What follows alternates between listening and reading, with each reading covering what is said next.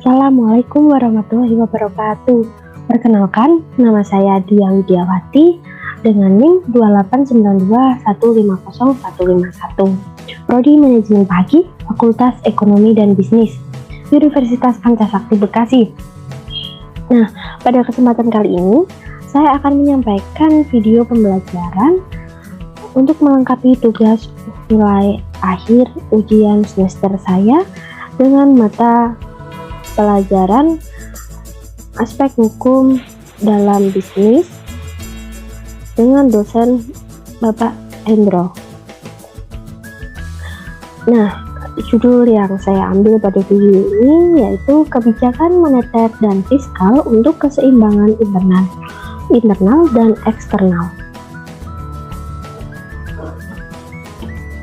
Yang pertama ada keseimbangan internal dan eksternal. Keseimbangan internal dan eksternal.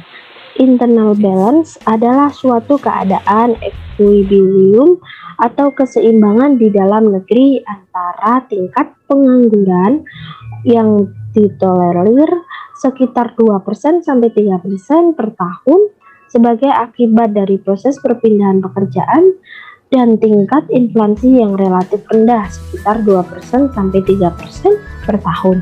Jadi internal balance terjadi apabila terdapat keseimbangan di pasar dalam negeri, baik pasar barang termasuk pasar tenaga kerja maupun pasar uang. External balance yaitu suatu keadaan equilibrium dari balance of payment atau BOP atau suatu keadaan temporary di equilibrium dengan pengertian posisi BOP dalam keadaan surplus untuk menutup kekurangan international service suatu negara. Jadi external balance terjadi apabila neraca pembayaran internasional seimbang. Nah, yang kedua ada kebijakan fiskal dan moneter untuk mencapai keseimbangan internal dan eksternal. Pencapaian internal dan eksternal makroekonomi equilibrium ditunjukkan oleh equilibrium ketiga sektor ekonomi tersebut. Nah, yang pertama ada keseimbangan pasar barang, di mana jumlah barang yang ditawarkan sama dengan jumlah barang yang diminta. Yang kedua ada keseimbangan pasar uang, di mana jumlah uang yang ditawarkan sama dengan jumlah uang yang diminta. Yang ketiga ada keseimbangan neraca pembayaran, di mana saldo current account ditambah saldo capital account sama dengan nol. Kebijakan ekonomi makro terbuka dikelompokkan menjadi 1. Kebijakan fiskal dan moneter adalah serangkaian kebijakan ekonomi makro terbuka yang bertujuan untuk mempengaruhi pengeluaran dan perubahan permintaan. Yang kedua ada kebijakan perubahan kurs, devaluasi dijalankan dalam sistem kurs tetap dan terutama ditujukan untuk mencapai keseimbangan eksternal atau keseimbangan balance of payment. Kebijakan pengawasan langsung, direct control, meliputi pengawasan perdagangan, pengawasan keuangan, dan lalu lintas devisa dan pengawasan teknis lainnya. Yang ketiga ada kebijakan fiskal dan moneter.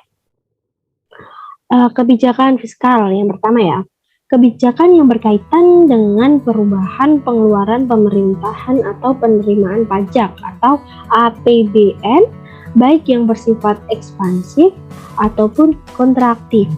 Nah, sedangkan kebijakan moneter yaitu suatu kebijakan pemerintah mengenai jumlah uang yang beredar dan tingkat bunga yang bersifat baik, ekspansif maupun kontraktif, atau yang dikenal sebagai open market policy atau kebijakan pasar terbuka. Yang keempat ada kebijakan perubahan kurs falas atau forex rate. Nah, kebijakan perubahan kurs falas atau forex rate, kebijakan devaluasi dan revaluasi atau evaluasi ini umumnya dijalankan dalam sistem kurs tetap atau pilot exchange rate dan terutama ditunjukkan untuk mencapai keseimbangan eksternal atau keseimbangan balance of payment. Yang kelima ada kebijakan pengawasan langsung. Kebijakan pengawasan langsung atau direct control. Kebijakan pengawasan langsung dapat mempengaruhi internal balance dan external balance melalui 1. Pengawasan perdagangan. Pada umumnya, pengawasan langsung perdagangan dapat dilakukan dengan jalan antara lain. 1. Penetapan tarif impor atau tarif barrier, pengawasan harga, subsidi ekspor, penetapan tingkah upah atau UMR, kemudian pembatasan kuantiti atau kuota sistem.